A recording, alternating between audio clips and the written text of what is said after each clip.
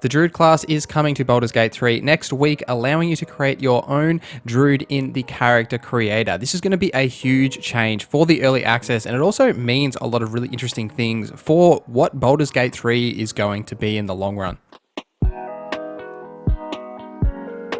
This video is sponsored by you. Make sure you do all those good YouTube things. If you do enjoy this video, like, subscribe, you know how it goes. Also, let me know in the comments what you thought of the panel from hell. I did put out a post on the community channel to get you guys' opinions, and mostly it seems positive, but I do think there's a lot of changes that we do need to get still coming to Baldur's Gate 3. Yesterday, Larian had their second panel from hell, talking mostly about patch 4 with some other stuff, and really this is the second major patch that we've gotten to Baldur's Gate 3 early access, and the big key thing they have added here is the Druid class, and it's going to add 30 new spells and abilities and cantrips to the game. This will not only just be available for the Druid, there'll also be some spells and abilities for other classes like the Wizard, but the key thing that's coming here is going to be the Druid class. Now, if you don't know, Druids, especially the Circle of the Moon subclass, can change into animals by using the Wild Shape ability. These shapes aren't just exclusive to combat either, and you can use them outside of combat for various different interactions and ways to complete quests, which is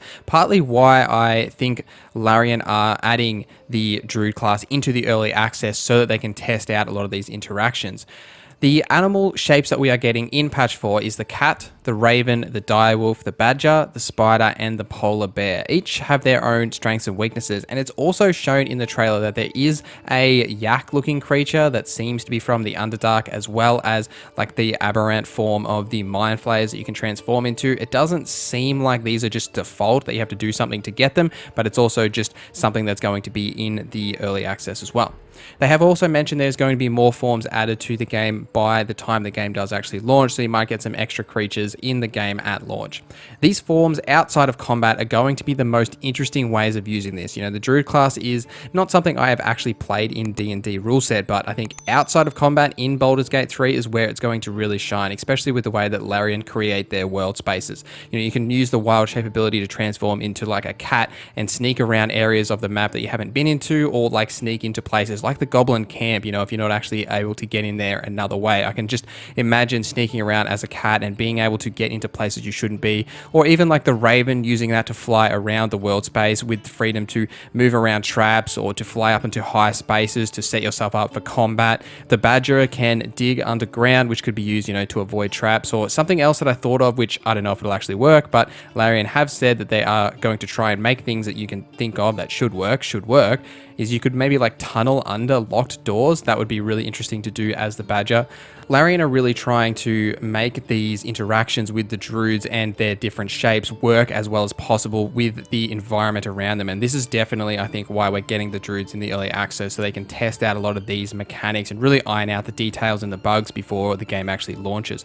The possibilities that the Druid allows in and out of combats is going to be really important, and I can see the Druids very quickly becoming a staple in most parties so that you can avoid different combat encounters, or, you know, avoid different areas and traps just by being able to get around them as the Raven or the cat or the Badger or whatever it may be.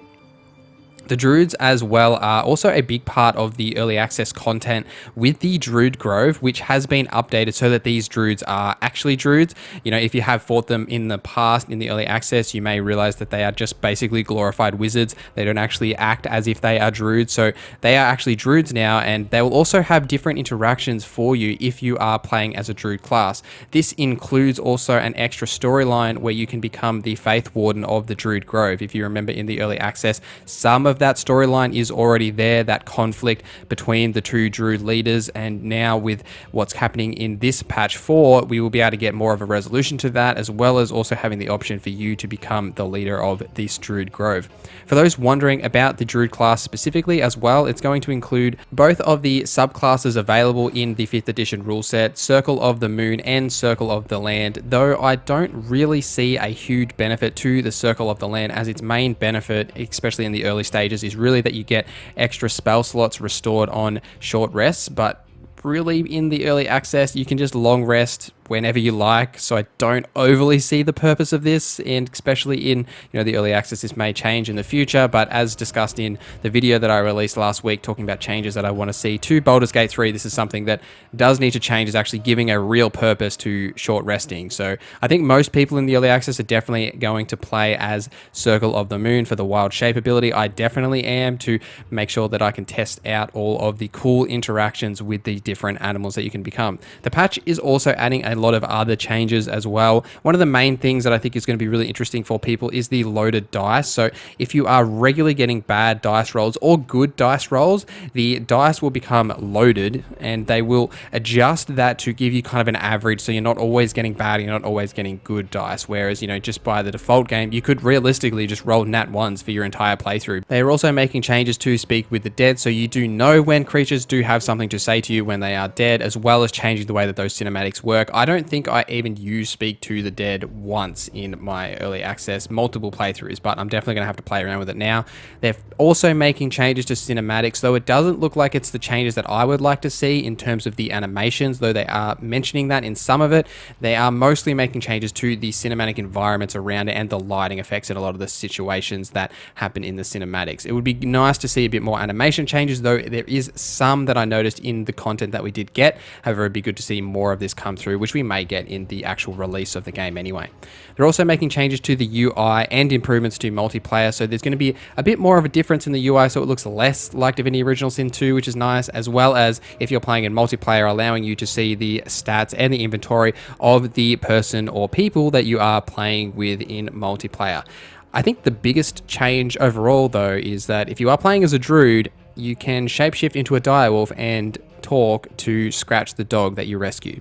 But if you feel like throwing it, I wouldn't mind that at all. I didn't introduce myself before. You can call me Scratch.